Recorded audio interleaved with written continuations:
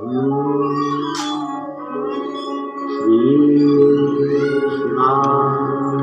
नमस्तो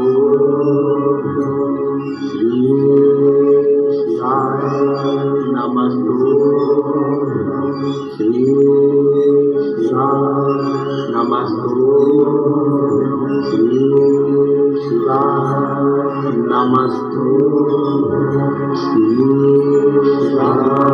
नमस्तो भोला सब दुख काटो ओ भोला सब दुख काटो शिव शंकर जपो तेरी माला भोले बाबा जपो तेरी माला भोला सब दुख काटो सब दुख काटो देश मंगलकारी देश मंगलकारी शमशान वासी हमारा शमशान वासी हमारा ओ भोला सब दुख काटो ओ भोला सब दुख काटो। शिव कथा कहती है परशुराम भगवान को जमदग्नि जी ने कहा जो कोई नहीं कर सकता वो देव अधिदेव महादेव कर सकते हैं। परशुराम जी चले सीधे कैलाश की ओर बढ़ गए। जो कैलाश पर पहुंचे तो नंदीश्वर ने हाथ जोड़कर कहा परशुराम जी आप यहाँ? हाँ, क्यों आना हुआ? मेरी माता का मैंने सिर काट दिया। माता का सिर? हाँ, मेरी माँ रेणुका का सिर कटा। मेरे पिता की आज्ञा थी इसलिए मैंने सिर काटा। तो अब यहाँ कैलाश पर क्यों आए हो? परशुराम जी ने कहा मेरे पिताजी ने कहा है कि मेरी माँ शिव की आराधना करती है, कोई नहीं कर सकता उसको जीवित, करेंगे तो देव अधिदेव महादेव करेंगे। उनका एक नाम है महामृत्युंजय, जो मृत्यु पर भी विजय प्राप्त कर लेते हैं वो देव अधिदेव। बोल बम का नारा है बाबा एक सहारा। नंदीश्वर हाथ जोड़कर बोले परशुराम भगवान से प्रभु बाबा तो अभी समाधि में लीन, तब साधना में लगे हुए हैं, उनकी समाधि इतनी जल्दी टूटने वाली नहीं है। समाधि नहीं टूटेगी नहीं। तो फिर क्या करा जाए? कल कथा में कहा था आपको, आज की जो रेणुका माता की जो कथा है, सालों निकल जाए 25-25, 30-30 साल तो भी गोदी में लाल देने की सामर्थ्यता रखती है मां रेणुका की कथा। सहज नहीं है शिव की। ये जो शिव पार्वती कथा नागपुर में जो चल रही है ये कोई साधारण नहीं है। इसको धारण करने वाला जान सकता है कि इसका फल क्या है।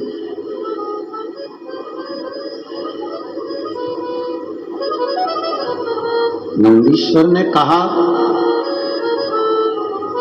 बाबा तो अभी समाधि में लीन है, तो फिर मेरी माता का सिर कौन जोड़ेगा?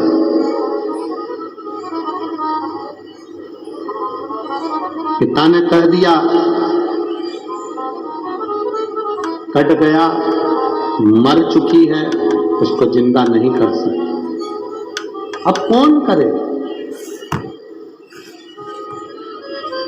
और भगवान देवाधिदेव महादेव तो समाधि में लीन है। नंदीश्वर ने हाथ जोड़कर परशुराम भगवान से कहा आप एक काम करिए, शंकर जी के जो परम भक्त हैं तुम रुका जी, उनके पास शिव जी के परम भक्त तुम रुका? हाँ, कहाँ मिलेंगे? शंकर का भक्त कहाँ मिलता?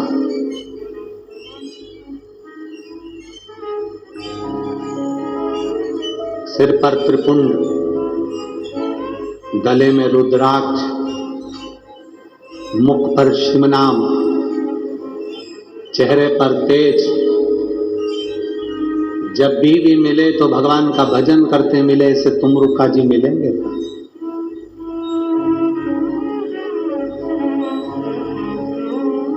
किसी ने पूछा, गुरुजी सिर पर तिलक लगाना जरूरी होता है क्या? हम उनसे कहते हैं, ये महाराष्ट्र से नागपुर वाले रास्ते से तुम सीहोर जाना, गए हो? सीहोर जाओगे तो रोड के दोनों साइड जब जंगल पड़े, वहां पर बड़े बड़े पेड़ दिखाई दें, सागौन के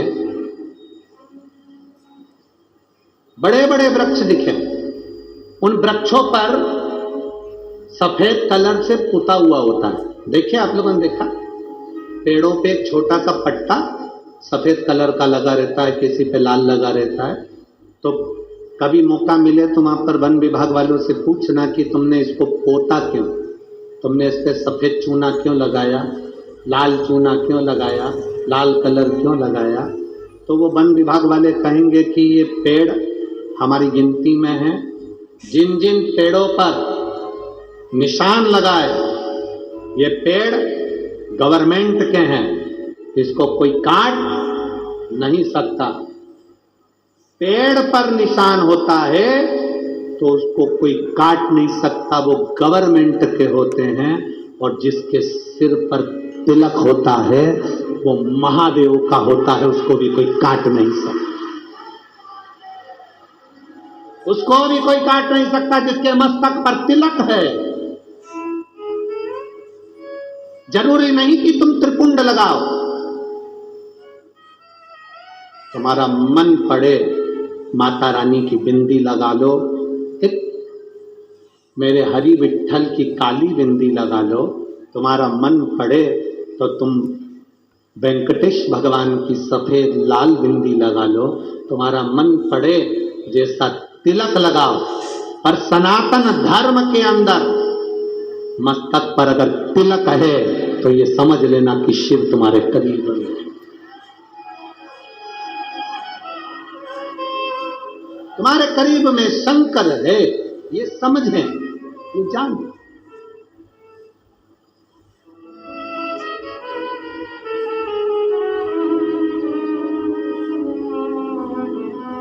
आजकल लोग गाड़ी में सफर करते हैं ना, तो गूगल से रास्ता देखते हैं। अरे बोलो तो सही है क्या? देखते हो, गूगल तुम्हें रास्ता दिखा सकता है, गूगल तुम्हारी गाड़ी को रास्ता बता सकता है, पर गूगल कितना भी गाड़ी को रास्ता बता दे, पर इंसान को सही इंसान बनने का तरीका कोई दूसरा धर्म नहीं, केवल सनातन धर्म ही बता सकता। कोई दूसरा धर्म नहीं बता सकता आपको। सनातन धर्म जो बताएगा वो दूसरा धर्म नहीं बता सकता। सनातन धर्म किसी का कत्ल करना नहीं बताता, सनातन धर्म किसी को बर्बाद करना नहीं बताता, सनातन धर्म किसी को गाली देना नहीं सिखाता, सनातन धर्म किसी को नष्ट करना नहीं सिखाता। सनातन धर्म सर्वे भवन्तु सुखिनः का पाठ पढ़ाता है, सब सुखी। धर्म की अधर्म का, प्राणियों में विश्व का कब होगा? ये तो रोज चिल्लाते हो कि विश्व का कल्याण होगा कब? कब? अरे कल्याण जब होगा जब तुम प्रतिदिन शंकर भगवान के मंदिर एक लोटा जल चढ़ाने जाते रहोगे तो लोगों की आंखों में खटकता रहेगा। ये दुनिया की लोगों की आंखों में खटकता रहेगा। हम इनके हाथ में मोमबत्ती पकड़ा रहे थे, ये वापिस लोटा पकड़ लिए। टेंशन इनको हो, हम इनको दूसरी जगह ले जा रहे थे, धीरे धीरे सनातन धर्म से बाहर रेड़ रहे थे, ये वापिस सनातनी बन गए, ये वापिस भगवत भजन में बन गए। परशुराम भगवान हाथ जोड़कर कहते हैं, मुझे तुमरुका जी कहां मिलेंगे? तुमरुका जी जिनके मस्तक पर तिलक है, तुमरुका जी जिनके गले में रुद्राक्ष है,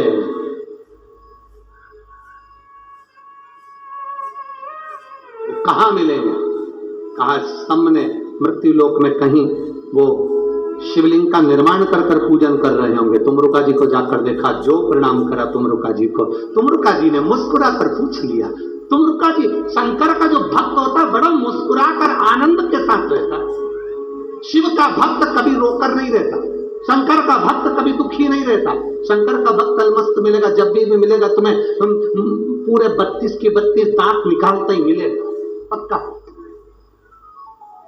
शिव ओघड़ी है।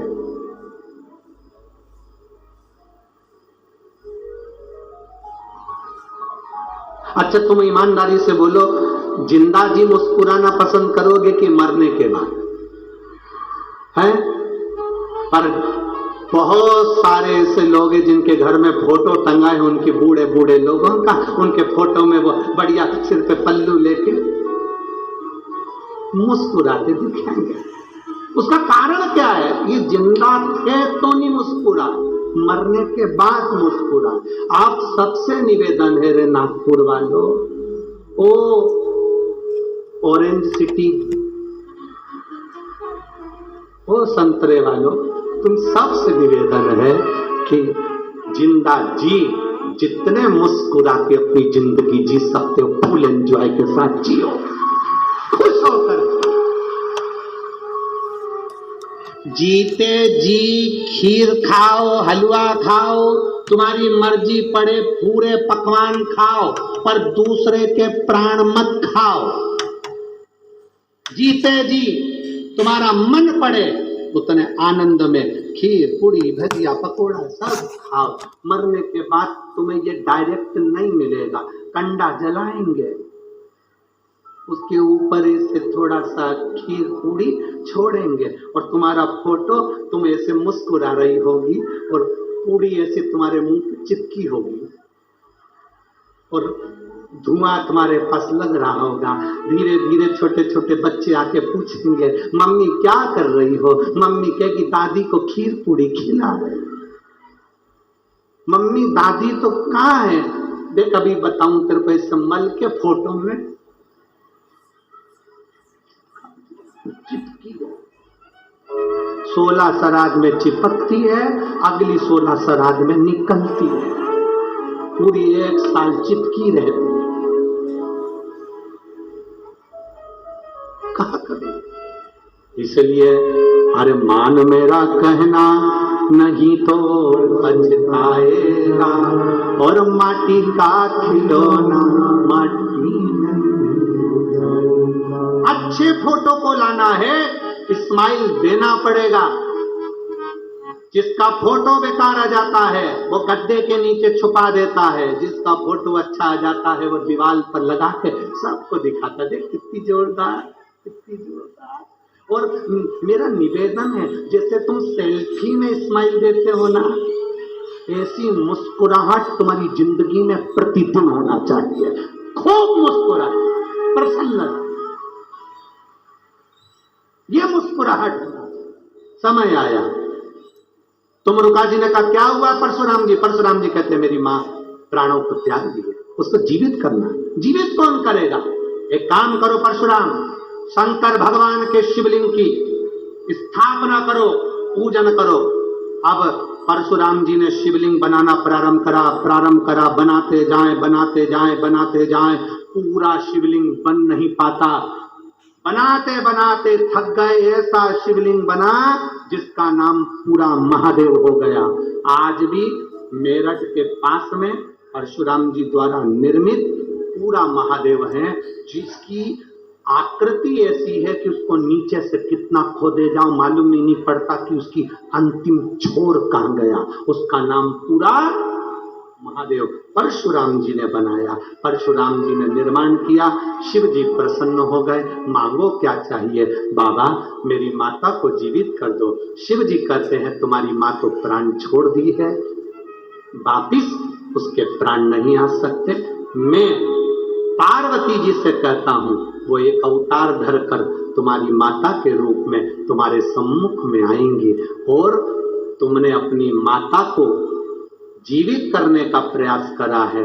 रेणुका पार्वती का एक अंश लेकर प्रकट होगी। जो रेणुका की इस कथा को श्रवण करेगा उसकी गोदी में जैसे तुमने अपनी माता को पाया है, जो इस कथा को सुनेगा उस माँ की गोद में परशुराम जैसा पुत्र प्राप्त होगा। ये भगवान शिव वर प्रदान करेंगे। ये रेणुका की कथा, ये रेणुका का सुख। और रेणुका माता की